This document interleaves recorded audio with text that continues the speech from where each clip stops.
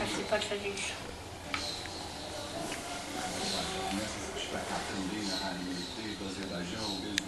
Eu tô cuidando. Preciso uma ideia.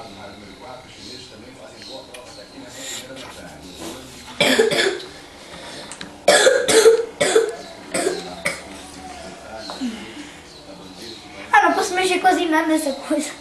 Não, vou mexer isso. Que absurdo é isso? Ah, é porque eu não tenho nada pra mexer. Isso aqui anda qual?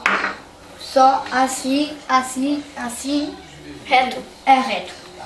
De todo lado, mas só reto. Não pode ir diagonal. Faz quantas casas quiser. Quantas casas eu quiser. Só que não pode passar por cima. Agora. Meu Deus, se você não tinha mexido o rei, você poderia fazer rock assim. Mas como você mexeu o rei aqui, você não pode fazer rock. Que rock? O rock, quando não tem nenhuma tecla, você não está em xeque, que você não vai passar em xeque, você pode fazer assim. Só que também eu não posso, porque tem um cavalo na frente. Só que não pode ser tocado nenhuma vez a torre e o rei também. O que eu vou fazer? Joga uma coisinha.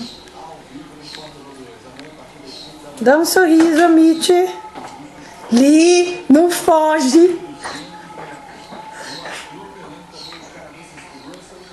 Oh, meu Deus. Que? Eu não sei o que você está aprontando. Não tô fazendo nada. Sim, eu estou vendo que você está fazendo uma coisa. Porque, se você não faz isso, você é toque-toque. Porque tem uma coisa que você pode fazer. Você pode fazer. Não tenho a menor ideia do que eu tô fazendo. Eu vou te contar. Se eu te conto, você vai fazer. Mas agora você não pode fazer, mas vai mais fazer, você não pode mais comer. Tive uma ideia. Uma ideia genial. O que é? Você pode me comer uma vez. Ô, vai, Ana.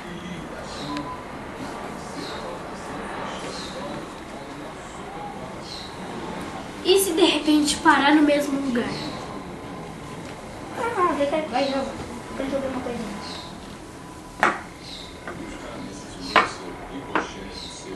Vai parar no mesmo lugar. Pode comer. Eu? Aham.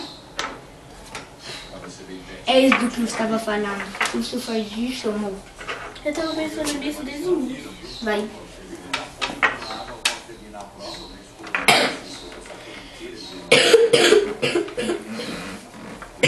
Pode jogar.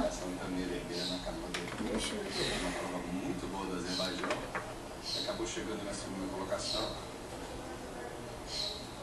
Mãe.